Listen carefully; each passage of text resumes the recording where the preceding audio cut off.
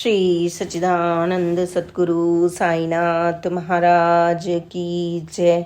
बाबा की वाणी में आप बाबा की लीलाओं को सुन रहे हैं। विष्णु पंत पितले ने शिरडी की तीर्थ यात्रा की। विष्णु पंत पितले और उनका परिवार मुंबई के एक उपनगर विले पार्ले में रहते थे। वह एक थलाटी की नौकरी करते थे। उन्हें शिरडी जाने की और बाबा के दर्शन करने की तीव्र उत्कंठा थी। सन 1917 में वे पहली बार शिरडी गए। उन्होंने सभी तैयारियां ध्यानपूर्वक की। उन्होंने पूरा फलों का बाजार घूम लिया ताकि उन्हें सबसे उत्तम कच्चे आम मिल सकें। आखिरकार उन्हें एक फल वाला मिला जिसके पास सुहावने आम थे। यह ध्यानपूर्वक देखकर कि सभी आम बेदागी और कच्चे थे, उन्होंने वह टोकरी खरीद ली। फिर वे शिरडी के लिए रवाना हो गए, यह सोचते हुए कि यदि मैं पके हुए आम लेता तो जब तक मैं शिरडी पहुंचता तो वे खराब हो जाते, जबकि कच्चे आम तो वहां तक पक जाएंगे। वे कोपरगांव पहुंचे और वहां से शिरडी के लिए आगे बढ़े। बाबा द्वारिका माई में भक्तों के साथ बैठे थे। यकायक द्वारिका माई आमों की सुगंध से भर गई। भक्त एक दूसरे को देखने लगे और सोचने लगे कि आम रखे कहाँ हैं। जब बाबा कुछ ना बोले तो वे चुपचाप प्रतीक्षा करने लगे। विष्णु पंत ने बाबा को पके हुए स्वादिष्ट आम अर्पण किए। उसी दौरान विष्णु पंत शिरडी पहुंच गए। उन्होंने अपना सामान और आम एक कमरे में रख दिए। तत्काल धूल यानी मिट्टी और दर्शन यानी मिलने के लिए गए। जब एक तीर्थ यात्री बिना स्नान किए सीधा दर्शनार्थ चला जाता है और यात्रा की धूल अब भी उस पर चढ़ी हो, बाबा ने उनका स्वागत करते हुए उन्हें कहा, तुम मेरे लिए क्या लाए हो? आम कहाँ पर हैं? विष्णु पंत हक्का बक्का रह गया और बोला, बाबा आम तो मेरे कमरे में हैं क्योंकि वह कच्चे हैं। बाबा ने उत्तर दिया, जाओ उन्हें लेकर आओ। क्या तुम्हें उनकी खुशबू नहीं आ रही है? विष्णु पंत कमरे में गए और टोकरी लाकर बाबा के सामने रख दी। उसे खोलने पर वह हैरान रह गए कि वह आम अच्छी तरह से पक चुके थे और खाए जाने के लिए तैयार थे। विष्णु पंत ने बाबा को 15 रुपए दक्षिणा दी। विष्णु पंत खुशी से 3 दिन तक शिरडी में रहे। उन्होंने वापसी जाने की यात्रा हेतु 15 रुपए अलग रख लिए थे।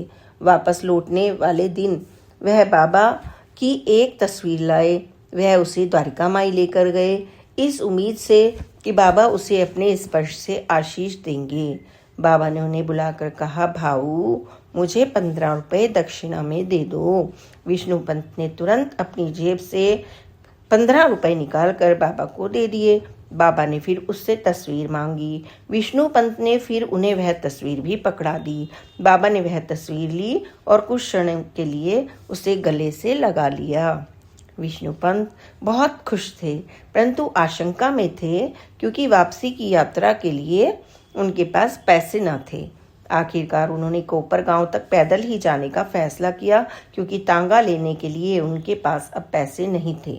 वह अभी आधा मील ही चले थे कि एक टांगा आया और उनके करीब आकर रुक गया। टांगे का चालक बोला, क्या तुम क्या कर रहे हो? दिन की इतनी गर्मी में पैदल क्यों चल रहे हो? तुम गांव के निवासी तो नहीं लगते। विष्णु पंत ने उत्तर दिया, मैं एक थलाटी हूँ और मैं अपने गांव तक जा रहा हूँ।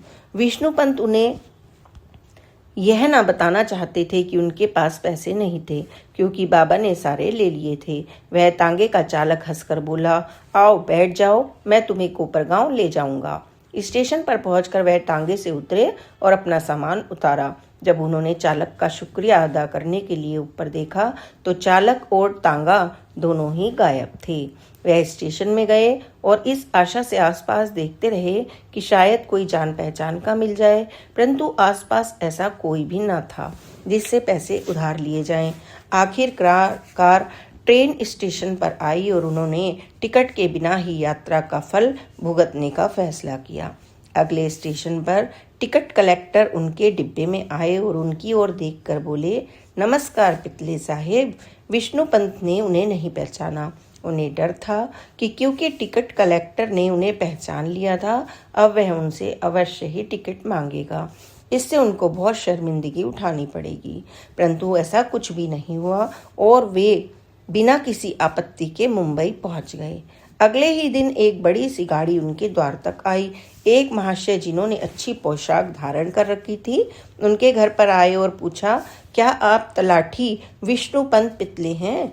विष्णुपंत हक्के पक्के थे और सोचने लगे कि जरूर मैं किसी मुश्किल में हूँ। यह सब क्यों पूछ रहे हैं? मैं एक तलाठी हूँ। वह महाशय बोले, मैं श्रीमान टाटा हूँ। मैं सहारा जो हवाई अड्डा है में एक ज़मीन खरीदने वाला हूँ। मेरे बहुत सारे मुलाजिम हैं, परंतु वह मराठी के कागज़ अंग्रेजी में अनुवाद नहीं कर सकते और ना ही अंग्रेजी को मराठी में। मुझे पता चला कि आप एक होनहार तलाठी हैं तथा कई भाषाओं के ज्ञाता हैं।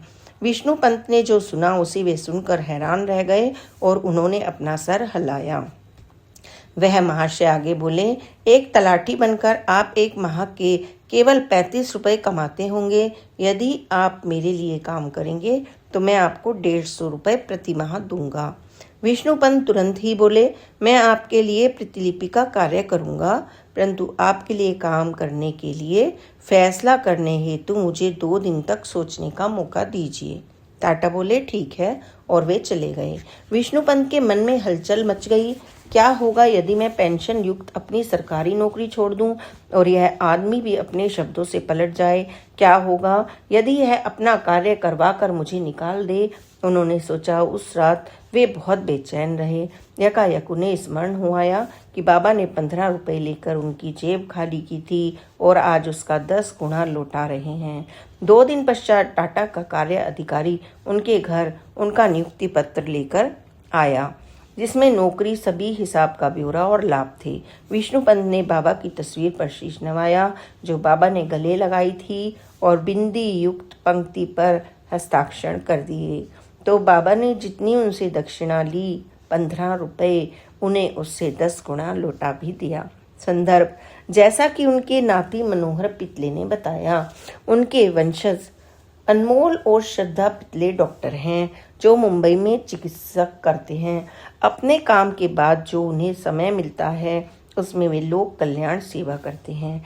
सबसे अमूल्य सेवा जो वे करते हैं वह यह है कि जो लोग रामनवमी उत्सव में पूर्ण बाबा की पालकी लेकर हजारों लोग मुंबई से शिरडी जाते हैं, उन्हें प्राथमिक उपचार देते हैं और उनका इलाज करते हैं। यह सेवा निःशुल्क है।